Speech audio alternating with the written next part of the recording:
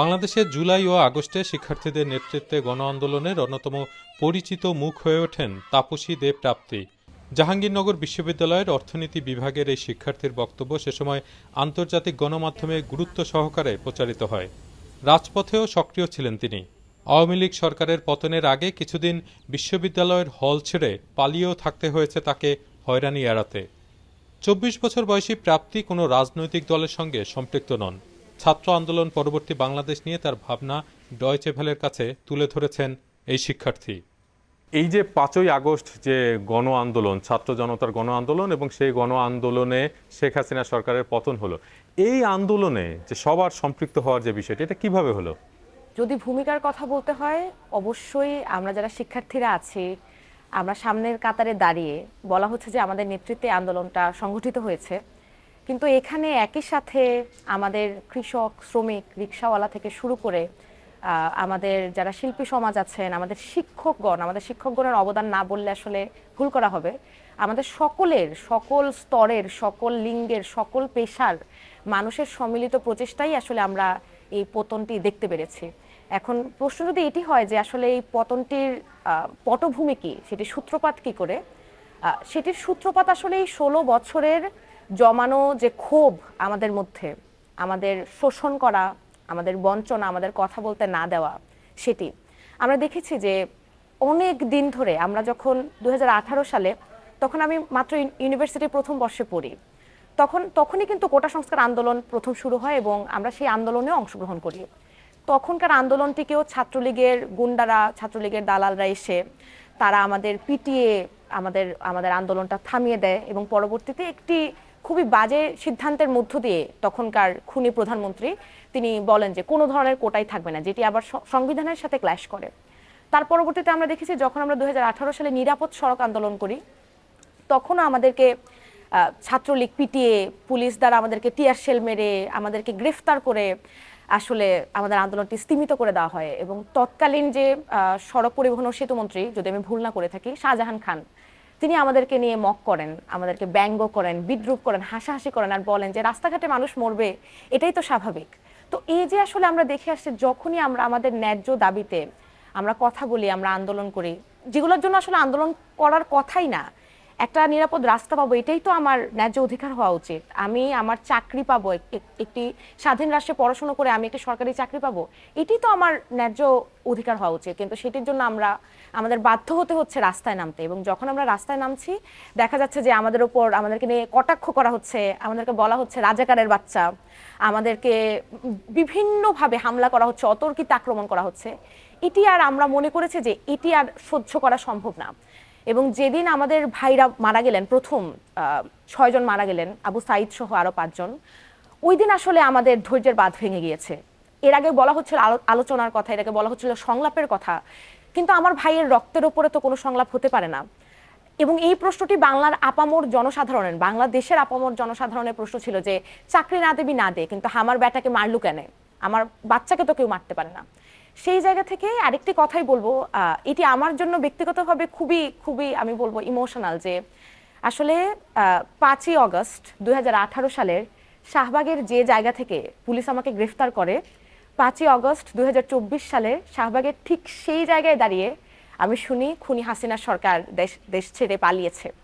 তো এটি আমি বলবো যে আমাদের সকলের এতদিন চলে আসা, খেতে না পারা, সকল কিছুর দাম বৃদ্ধি পাওয়া, আমাদের কথা বলতে না দেওয়া, গণমাধ্যমের কোনো স্বাধীনতা না থাকা, গুম করে ফেলা, মানুষজনকে ক্রস ফায়ারে মেরে ফেলা, ধর্ষণ নিপীড়নের কোনো বিচার না হওয়া, এই বিচারহীনতার সংস্কৃতি, দখল, চাঁদাবাজি, সকল কিছু মিলিয়ে বাংলাদেশের সকল জনসাধারণের ধৈর্যের বাঁধ ভেঙে গিয়েছে। এবং আমরা মনে করেছি এই শোষণ, এই অত্যাচার, এই মৃত্যু আর নেওয়া সম্ভব না। সেই ছাত্র জনতার গণ আন্দোলনের পর এখন তো একটি অন্তর্বর্তীকালীন সরকার রয়েছে প্রফেসর ডক্টর মোহাম্মদ ইউনূসের নেতৃত্বে। তো এখন বাংলাদেশের পরিস্থিতি কেমন দেখছেন? আসলে এই আন্দোলন হওয়ার পরে ৫ই অগস্ট আমরা যখন খুনি হাসিনার সরকার পদত্যাগ করে, তখন আমরা ভাবছিলাম যে আসলে দেশের কি হবে। এবং এরপর আপনারা সকলে দেখতে পেয়েছেন যে আমাদের অনুরোধে, শিক্ষার্থীদের অনুরোধে ডক্টর মোহাম্মদ ইউনূস তিনি রাজি হন অন্তর্বর্তীকালীন সরকারের দায়িত্ব নিতে, প্রধান উপদেষ্টার।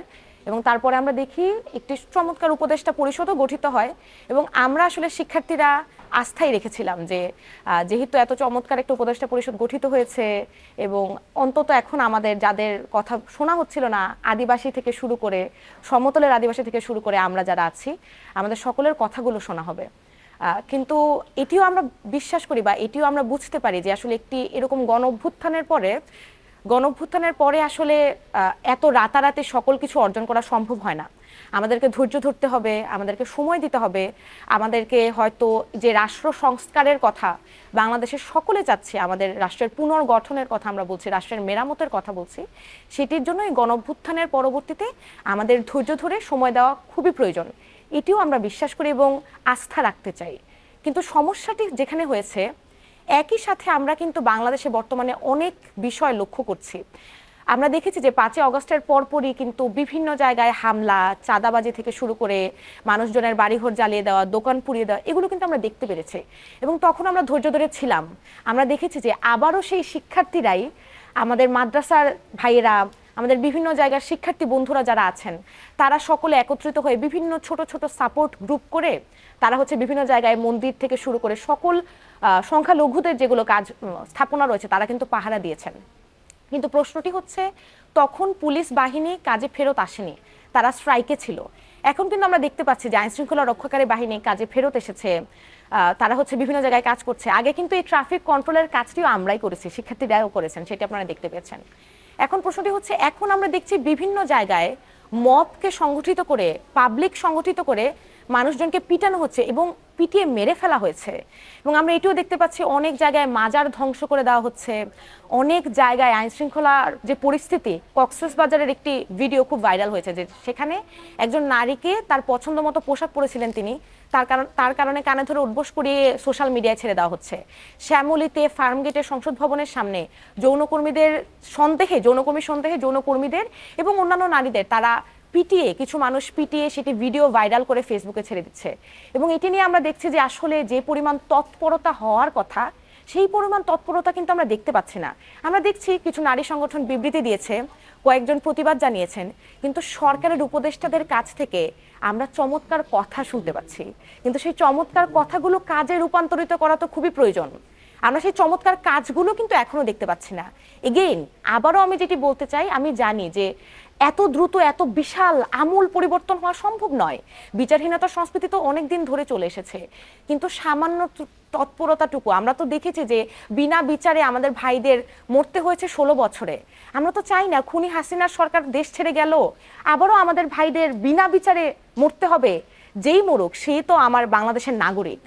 সেই জায়গায় যে বিচারহীনতার সংস্কৃতি এখনো চলছে, ধর্ষণ, নিপীড়ন, মব জাস্টিস যেটিকে আমরা বলি, মানুষজনকে পিটিয়ে সেটি সোশ্যাল মিডিয়ায় উদযাপন করার যে সংস্কৃতি, যৌনকর্মীদের তাদের অধিকার না দেওয়ার যে সংস্কৃতি, আমাদের আদিবাসী বোনেরা, বম সম্প্রদায়ের বোনেরা কিন্তু এখনো আটক।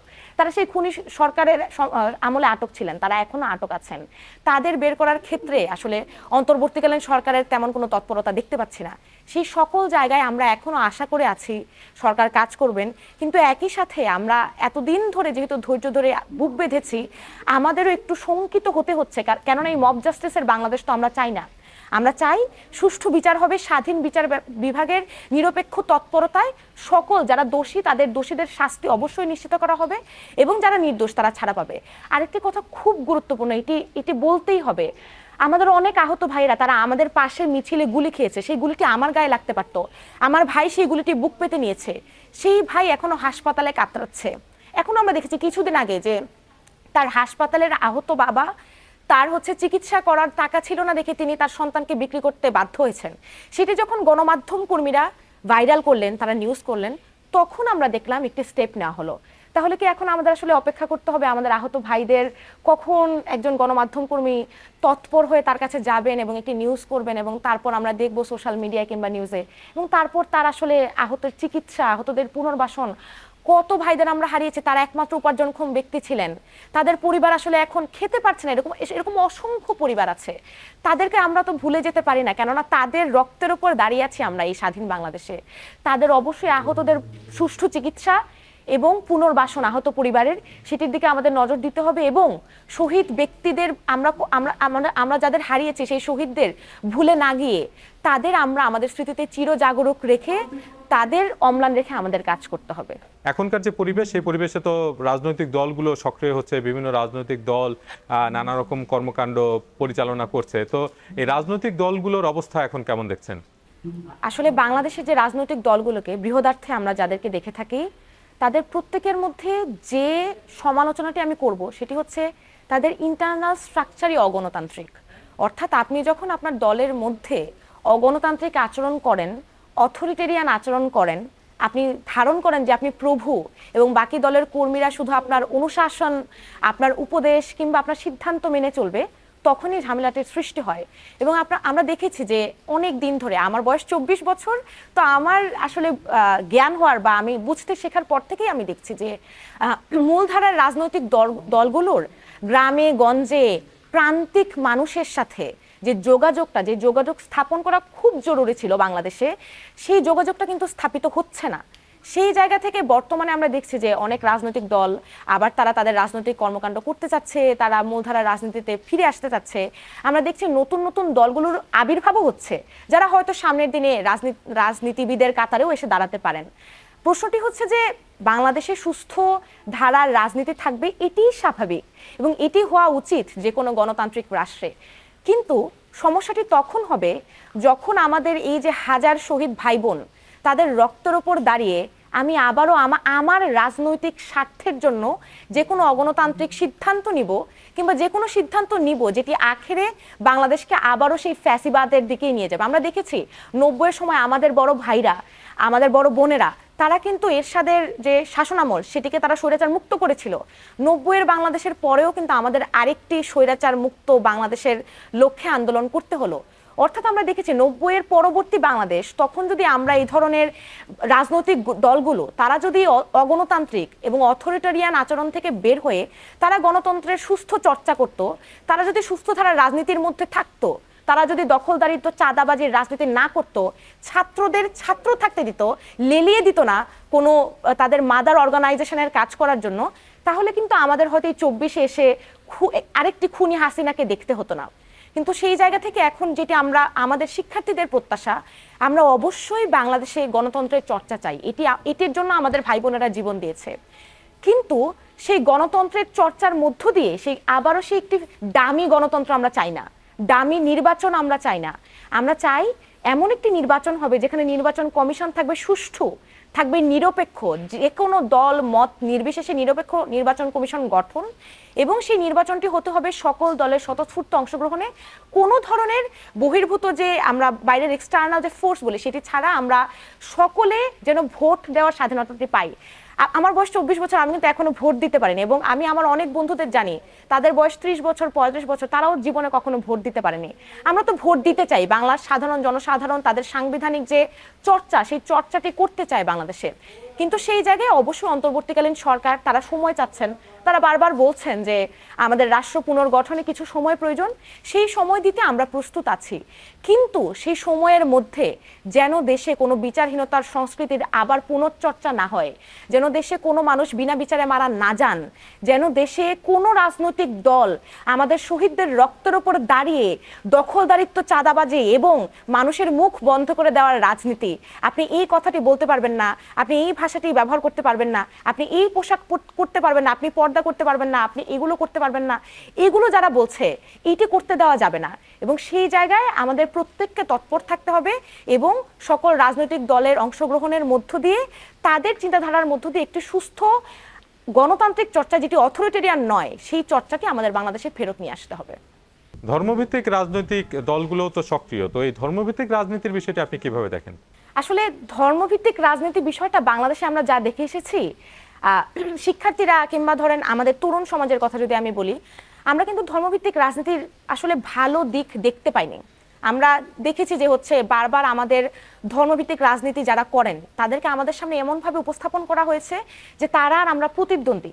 আমি বলতে চাই, যে ভাইটি হেফাজতে ইসলাম করেন কিংবা যারা আসলে ধরেন এই ধর্মভিত্তিক রাজনীতিতে বিশ্বাস করেন, তারা যদি এটি মনে করেন, তারা বারবার বলছেন এখন ইনক্লুসিভিটির কথা, তারা যদি এটি বিশ্বাস করেন যে একই কাতারে দাঁড়িয়ে তিনি ধর্মভিত্তিক রাজনীতির চর্চা করবেন এবং আমি একজন হিন্দু ধর্মাবলম্বী, আমি পর্দা করি না, আমি হিজাব পরি না, আমিও দাঁড়িয়ে আমার কথাটি বলতে পারবো, কিন্তু সেটি কোনো আমানত হিসাবে নয়।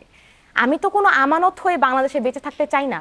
আমি স্বাধীন বাংলাদেশের নাগরিক, আমি একই অধিকার, একই সকল ধরনের একই সুযোগ সুবিধা চাই যেটা আমার অন্য ভাই কিংবা অন্য বোনেরা পাবেন। সেটি যদি তারা বিশ্বাস করেন যে হ্যাঁ এটি সম্ভব, যে সকল বাংলাদেশের নাগরিক কেউ কারো আমানত না হয়ে আমরা সকলে একই কাতারে দাঁড়িয়ে কথা বলবো কিংবা কাজ করব, সেটি সম্ভব। কিন্তু প্রশ্নটি হচ্ছে এখনকার ধর্মভিত্তিক দলগুলো আসলে সেই বিশ্বাসটি করে কিনা বা আসলে সেই জায়গায় কাজ করে কিনা। আমরা কিন্তু দেখতে পেয়েছি যে ধর্মভিত্তিক দলগুলোর মধ্য থেকে এই ধরনের আওয়াজও উঠেছে যে বাংলাদেশে আসলে কি ধরনের নারীরা কি ধরনের পোশাক পরবেন, নারীরা কোথায় যেতে পারবেন কিনা ইত্যাদি। সেই জায়গা থেকে বলবো এটি, সকল দলের সকল মতের রাজনীতি করার যে স্বাধীনতা, সেই স্বাধীনতায় আমরা বিশ্বাস করি, আমি বিশ্বাস করি। সকলেই নিজেদের রাজনৈতিক মতাদর্শ লালন করতে পারেন, কিন্তু আমাদের দেখতে হবে সেই রাজনৈতিক মতাদর্শ লালন করতে গিয়ে আমি আরেকজনকে আমার আমানত ধরে নিচ্ছি এবং আমি তাকে ঠিক করে দিচ্ছি তার কিভাবে চলতে হবে, তার কোন কথাটি বলতে হবে। সেটি তো গণতন্ত্র নয়, সেটি তো খুনি হাসিনার সরকারও করতে চেয়েছিল। সেই জায়গা থেকে ইনক্লুসিভিটির কথা বলছেন, অন্তর্ভুক্তিমূলকের কথা বলছেন, কিন্তু আমরা আবারও দেখতে পাচ্ছি ইনক্লুসিভিটির কথা বলে যাদেরকে নেওয়া হচ্ছে তারা আসলে ইনক্লুসিভ না, যাদেরকে নেওয়া হচ্ছে তারা আসলে চূড়ান্ত মাত্রায় অথরিটেরিয়ান। তারা শুধুমাত্র মানুষের মুখ বন্ধ করতে দিতে পারে এবং নিজের কথাটি বারবার বলতে দিতে চায়। আমরা বলতে চাই আপনারা সকলের কথা শুনুন, আমরা বলতে চাই সকলের কথা, সেটি যদি একদম প্রান্তিক, একদম নিম্ন জায়গার, একদম নিম্নবর্গের কথা থেকেও আসে, তার কথাটিও আমরা যেন বাংলাদেশের রাজপথে, বাংলাদেশের সংসদে তার কণ্ঠটিও যেন ধ্বনিত হয়। আপনি একজন বাংলাদেশের নাগরিক, একজন নারী এবং একটি নির্দিষ্ট ধর্মের অনুসারী এবং সেই ধর্ম আপনি চর্চা করেন। তো এই আপনার ধর্ম চর্চা করতে গিয়ে বাংলাদেশের পরিস্থিতি কেমন দেখেছেন? চমৎকার একটি প্রশ্ন। আসলে বাংলাদেশের একজন নাগরিক, একজন নারী, একজন হিন্দু, মানে যত জায়গায় সংখ্যালঘু হওয়া যায় আর কি, লিঙ্গের ক্ষেত্রে আমরা সংখ্যালঘু, ধর্মীয় দিক থেকে আমরা সংখ্যালঘু, এবং এখন আসলে এই কথাটি খুব প্রচলিত যে সংখ্যালঘু বলা যাবে না, আমরা সকলে সমান। কিন্তু এটি আমি আসলে এই বিষয়টি বুঝতে পারি না, যখন আপনি ক্লিয়ারলি একটি বৈষম্য করবেন, আপনি একটি রাষ্ট্রধর্ম করে দিবেন এবং সংখ্যাগুরুর যারা ধরেন আমি বলবো যে ম্যাক্সিমাম কিংবা হচ্ছে আমরা যাদেরকে দেখি তারা হচ্ছে সেটি প্র্যাকটিস করবেন, এবং সংখ্যালঘুদের যে অধিকার আপনি মাইনরিটি বলছেনও না, মানে এখন আপনি তাদেরকে মাইনরিটি বলতেও আগ্রহী না। কারণ তাহলে আপনি যদি মাইনরিটি বলতে আগ্রহী না হন, সেক্ষেত্রে সংবিধানে সকলকে যেরকম সমান অধিকার দেওয়ার কথা সেটি দেন, সেটি তো আমরা পাচ্ছি না। এখন কিভাবে পাচ্ছি না এটি বলতে গিয়ে আমি একটু আমার অভিজ্ঞতাটা আপনার সাথে বর্ণনা করব। সেটি হচ্ছে তখন খুনি হাসিনার আমল 2021 সাল, এবং দুর্গাপূজার সময় আমাদের বাংলাদেশে কিন্তু একটা নারকীয় একটা তাণ্ডব চলে, আমরা এটাকে বলি রক্তাক্ত শারদ।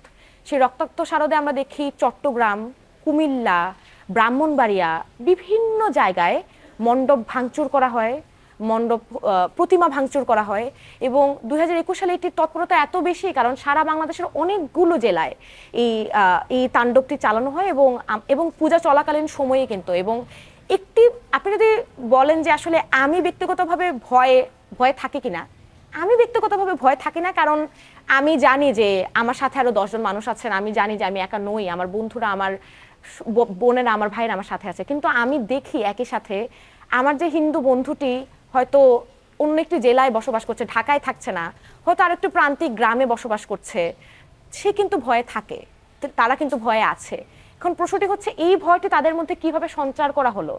এই ভয়টি সঞ্চার করা হয়েছে এই জায়গা থেকেই, কারণ স্বৈরাচার সবসময় চেয়েছিল মানে ডিভাইড এন্ড রুল, মুসলিম এবং হিন্দুরা যদি আলাদা থাকে তাহলেই তো শোষকের লাভ, তাহলেই তো স্বৈরাচারের লাভ, তাহলে আমাদের শোষণ করা যায় বেশি, নিজেদের মধ্যে দাঙ্গা করে, নিজেদের মধ্যে তাণ্ডব চালিয়ে আমরা হচ্ছে স্বৈরাচারের গদিটা আরেকটু শক্ত করি। আমি ভরসা রাখতে চাই যে এই যে ধারণাটি, এটি এখন আমরা সকলে বুঝতে শিখেছি। আমার সংখ্যাগুরু সম্প্রদায়ের ভাইয়েরা বোনেরা তারা এটি বুঝতে শিখেছেন, সংখ্যালঘু পর্যায়ের ভাইয়েরা বোনেরাও এটি বুঝতে শিখেছেন যে না, আসলে আমরা বাংলাদেশে হয়তো কেউ কারো ক্ষতি চাই না, কিন্তু এই যে একের পর এক প্রতিটা জায়গায় আমরা দেখি যে কোনো সময় যে কোনো পূজা আসলেই প্রতিমা ভাঙার যে একটি চিত্র কিন্তু আমরা দেখি, সোশ্যাল মিডিয়ায় দেখি, নিউজ হয়, এগুলো নিয়ে অনেক নিউজ হয়। কিন্তু কেন এগুলো এখনো চলছে? কারণ এগুলো নিয়ে কোনো ব্যবস্থা নেওয়া হয় না।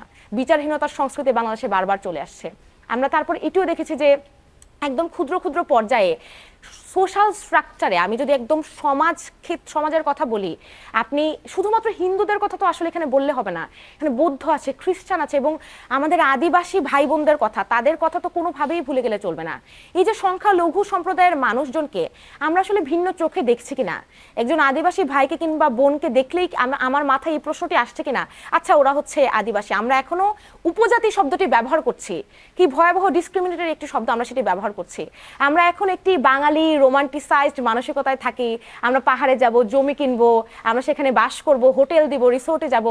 এগুলো তো আমাদের আদিবাসী ভাই বোনদের জমি, তাদের থেকে হটিয়ে নেওয়া, তাদের ঘরবাড়ি ধ্বংস করে, তাদের পরিবারকে জ্বালিয়ে দিয়ে সেই জমিগুলো দখল করা হচ্ছে। বাঙালি সেটেলাররা সেখানে তাণ্ডব চালাচ্ছে, সেনাবাহিনী পাহাড়ে কি করছে? এই প্রশ্নটি না বলে তো আমি আসলে সংখ্যালঘুদের যে অধিকার, সংখ্যালঘুদের যে সংগ্রাম, সেটা শেষ করতে পারি না। আমরা দেখছি পাহাড়ের সেনাবাহিনীর তাণ্ডব, পাহাড়ের সেনাবাহিনী দ্বারা নারী নিপীড়ন থেকে শুরু করে সকল কিছু, তাদের ভূমি দখল থেকে শুরু করে তাদেরকে বিভিন্নভাবে ধর্মান্তরিত করতেও বাধ্য করা হয় কিছু ক্ষেত্রে। সেই জায়গা থেকে আপনি যখন সংখ্যালঘুদের অধিকারের কথা বলবেন, ভয়ের কথা বলবেন, আপনার মনে রাখতে হবে বাংলাদেশের অনেকগুলো জাতি, বাংলাদেশে অনেকগুলো ধর্মের মানুষ এখনো বসবাস করে। তাদের প্রত্যেকের, আমার পাহাড়ি ভাই বোনদের, আমার আদিবাসী ভাই বোনদের, আমার বৌদ্ধ ধর্মের ভাই বোন, খ্রিস্টান ধর্মের ভাই বোন, হিন্দু ধর্মের ভাই বোন, সকল ধর্মের সকল জাতির স্বাধীনতা, তাদের কথা বলার, তাদের যে অধিকার, রাষ্ট্রীয় অধিকার, সেটা যদি বাংলাদেশের সরকার এবং অবশ্যই এখনকার অন্তর্বর্তীকালীন সরকার, তারা হয়তো বারবার বলছেন যে আমরা তো এত কিছু করতে পারবো না, এত কিছু আমরা প্রত্যাশাও করি না। আপনারা সামান্য কিছু করেন, আপনারা অ্যাকশন নেন, সেই অ্যাকশনটি আমরা এখনো কার্যে রূপান্তরিত হতে দেখছি না। পপুলিস্ট স্পিচকে আমরা এখন কাজে রূপান্তরিত হতে সামান্য হলেও দেখতে চাই। বাংলাদেশের সংখ্যালঘু সম্প্রদায় থেকে এই কথাটি বলার ছিল।